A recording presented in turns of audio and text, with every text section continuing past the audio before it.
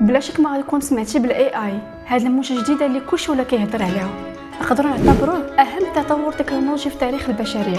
في هاد الفيديو غادي نهضروا على كيفاش تقدر تستعمل هاد الاي اي في صالحك، وغادي نهضروا على بعض البيزنسز اللي تقدر تصور بهم الفلوس. بقاو معنا حتى الخرج على الفيديو.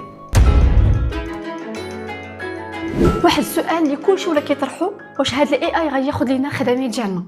بزاف ديال لي زيكسبير في لا تكنولوجي كيقولوا بلي هاد الاي اي غادي ياثر بزاف مستقبلا وعلى بزاف الخدامين، وماشي غير الخدامين اللي كتحتاج المجهود العضلي، ولكن حتى الخدامين اللي كتعتمد على لا كرياتيفيتي بحال الديزاين، الكتابه، وبزاف ديال الخدامين اللي ممكن نستعملوا فيهم البيسي. المهم اي حاجه كتكون كتخدم بالبيسي اولا من الدار. الخلاصه من هادشي كامل هو انه الاي اي غادي ياخذ بزاف ديال الخدامين من هنا لقدام. داكشي علاش خاصنا من دابا نولفوا بالاي اي ونفهموا الاستعمالات ديالو. دابا غادي نبارطاجي معكم بعض البرامج ديال الاي اي اللي غادي يقدروا ينفعوكم وفابور. من غير تشات جي بي تي اللي كلشي كيهضر عليه، غادي نهضروا على اول تول اللي ممكن تستعمل به الاي اي اللي هو الكابي اي اي. فهاد التول هذا ممكن تستعملوا بزاف ديال الحاجات عندهم علاقه بالتكست، كو سوا لي تكست ديال لي سيت ويب اولا لي تكست ديال الاشعارات، اولا تقدر تقاد بهم حتى لي زيميل لي بروفيسيونيل بالنسبه للبيزنس ديالك. sidekick.ai هاد التول هذا كيقدر يجينيري لك اوتوماتيكمون لاندين بيج ديال لي برودوي ديالك بلا ما تكون عارف الكود اولا الديزاين اولا حتى التكست في دقائق اللي قليله بزاف. هاد الطريقه تقدر تعاونك باش تيستي بزاف ديال لي برودوي بلا ما تضيع بزاف ديال الوقت وبزاف ديال الفلوس، خصوصا الناس اللي كيديروا دروب شيبين. دابا يقدر كتسائل في راسك كيفاش نقدر نستعمل هاد الاي اي باش نربح منه الفلوس. دابا غادي نعطيكم بعض الطرق اللي تقدر تستعمل فيها هاد الاي اي. اي بيزنس عنده علاقه بالتكست تقدر تستعمل فيه تشات جي بي تي او الكابي اي اي، وتقدر تقاد به التكست بحال مثلا الايميل ماركتينغ مثلا اولا برودكت ديسكريبشن، تكست ديال اد بلوغين.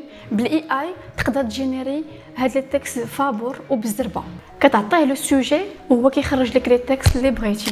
تقدر دير سيرفيس ديال يوتيوب ديسكريبشن لي يوتيوبر، وبحال هكا غادي تقدر توفر لهم لي ديسكريبسيون ديال لي فيديو ديالهم اللي يكونوا بروفيسيونيل. اولا عن طريق الاي اي تقدر تجينيري لي ديزاين ديال تامنيلز اللي هما لي كوفرتور ديال لي فيديو يوتيوب بطريقه اللي سهله بزاف ديال الناس كيبغيو يقادوا البيزنس بلان ديالهم وما كيعرفوش. هنا فين تقدر تستعمل اي اي باش تقدم هذا السيرفيس وتخلص عليه. كيف كنعرفوا اي حاجه عندها لي زافونتاج و لي زانكونفينيون ديالها.